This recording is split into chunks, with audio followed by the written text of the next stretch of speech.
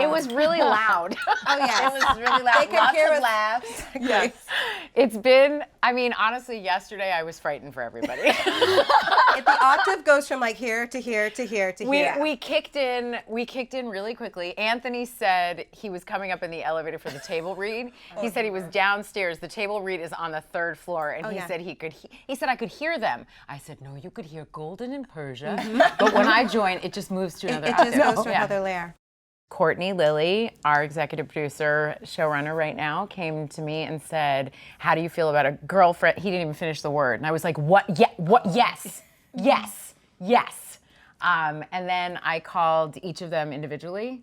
Tried to call, Persia was in London, so it took a second to get Persia on the phone. Don't make me the problem child. No, you were in London, that's not a problem. I was in London. But called each of us individually because I didn't want anyone to feel pressured. Like, just wanted to make sure everybody felt good about it, and everybody, it was an immediate response.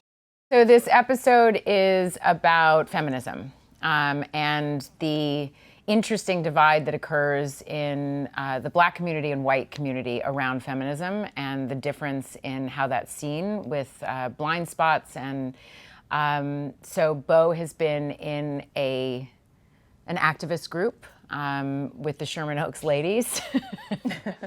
Sherman Oaks ladies.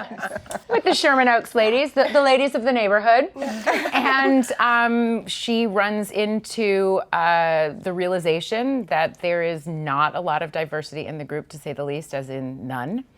And says, you know what, I need to bring some of my other friends into this group. And so Girlfriends, some of my girlfriends. Well, she needs to bring her girlfriends in, and so she brings her friends from college.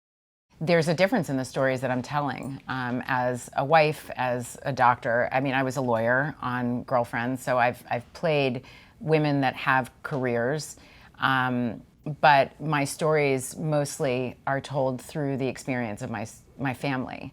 And on Girlfriends, the stories that we were telling were about our relationship with each other was at the core, how we hold each other down, how we love each other, how we experience each other. And that was really important to me, to have that kind of exploration. And the truth is that a lot of our stories were based in that. They weren't based in the men we were dating or that we were marrying. It was really about how we were connecting with each other and what was happening. That's right. Exactly. Those were just the backdrops. The core was this connection.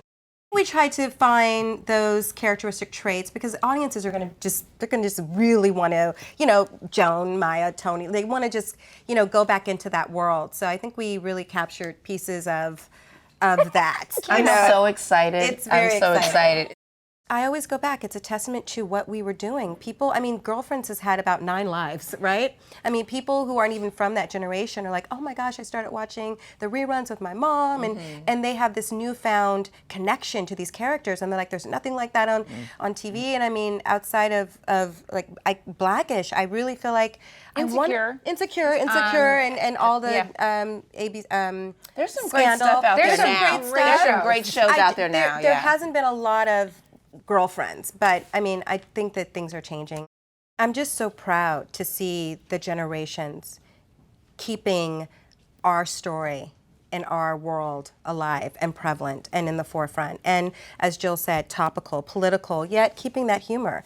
And the family unit, seeing the Black family represented is beautiful. So important, and it's so beautiful. And there's everything there. And let's not forget Jennifer. Who's just brilliant on the show, who kind of, is that voice too. You've got I don't want to say Big Mama, but you have that voice that's She's also the mother of Black Hollywood. The mother of Black Hollywood. And she is the mother of Black Hollywood. She played Jill's mom. She's played everybody's mom. Everyone's mom. But she's definitely she's a great voice in this as well, seeing that, all these generations within this tapestry.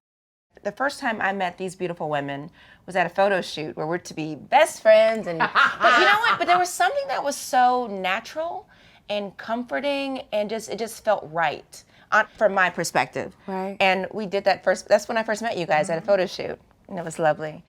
It's weird because I've never met the younger kids before until now, but they'll like stuff on my Instagram, or I'll like their stuff. In a way, they feel like cousins, because there's even though Well, you're Auntie Jill. Well, that's how I feel. They're my babies. Exactly. Well, exactly.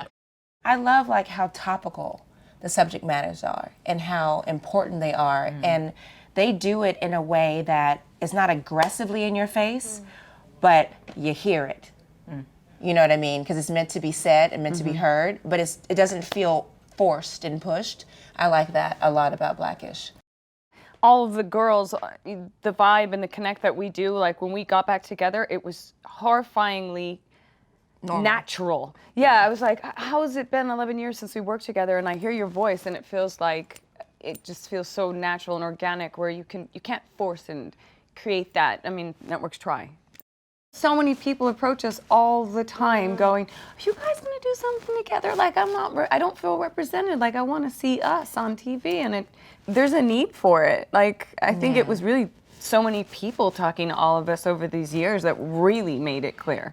Oh my God, it's fantastic. Look what they've done, and Tracy and Anthony, and the fact that they have these beautiful children, this new generation that they're bringing forward.